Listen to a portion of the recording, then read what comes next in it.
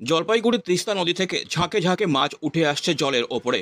মঙ্গলবার সকালে এমন দৃশ্য দেখতে পেয়ে স্থানীয়দের মধ্যে চাঞ্চল্য ছড়িয়ে পড়ে। এই ঘটনার পর থেকেই নদীতে ভিড় জমাচ্ছেন মাছ ধরতে বহু মানুষ। কিন্তু এই ঘটনাটি কি স্বাভাবিক, নাকি এর পেছনে লুকিয়ে রয়েছে কোনো গভীর রহস্য? স্থানীয়দের অভিযোগ, কেউ নদীর জলে বিষ মিশিয়ে দিয়েছে, যার ফলে মাছ মারা যাচ্ছে। অনেক মানুষ ছুটে ছুটে আসছে মাছ ধরতে। কি বিষয় আসলে শুনলেন বা দেখলেন? এই বিষয় হচ্ছে হলো এই যে নদীতে বিষ দিছে, বিষ দিয়ে মাছ মারা ফেলেছে, এর জন্য লোকজন মাছ ধরতে আসছে। বিষ দিছে মানে এত বড় নদীতে বিষ? হ্যাঁ, গেটটা আটকা দিয়েছে, জল কমে গেছিলো, এই কারণে জেলেরা বিষ দিয়ে দিয়েছে। কোথায় হতে পারে এটা? এই সামনের থেকে বিষ দিয়ে দিয়েছে। এরপরে সব মাছ মারা যাচ্ছে? হ্যাঁ, মারা যাচ্ছে, যে ভাসি ভাসি উঠতেছে, ধরতেছে, লোকজন খাচ্ছে।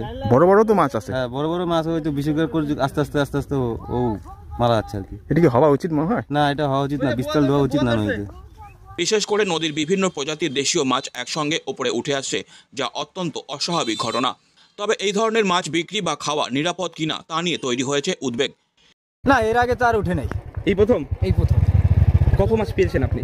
আমি কত এই কেজি দুয়েক হবে। হ্যাঁ, কেজি দুয়েক হবে। কেজি দিতে কি মাছ পেয়েছেন? কি কি মাছ? এই রিঠা মাছ, বরলি, খোকসা। হ্যাঁ, কেন হলো? এখন কি করে বলবো কেন হইলো? মনে হচ্ছে বিষ। কি মনে হচ্ছে? মনে তো ওই রাসায়নিক সার ব্যবহার করে সেই সার ভেসে সে ছাড়ও হইতে পারে না, এখন কিভাবে কি হইলো মনে তো তাই হচ্ছে। হ্যাঁ, মনে হচ্ছে যে কিছু হয়তো একটা কিছু পড়ছে। তো অনেকগুলো মাছ মারা গেছে, মূলত কি কারণে তোমরা তো ধরতে আসছো? হ্যাঁ, জানি না, মরা মাছ পাইছি আর কি। মরা মাছ, সবই মরা মাছ, সবই মরা। কি মনে হয়? এই ধরনের ঘটনার পেছনে সম্ভাব্য কয়েকটি কারণ থাকতে পারে বলে বিশেষজ্ঞরা জানাচ্ছেন।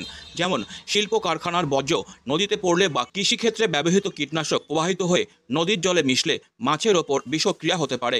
অবৈধ শিকারীরা নদীতে বিষ প্রয়োগ করলে মাছ মারা যেতে পারে।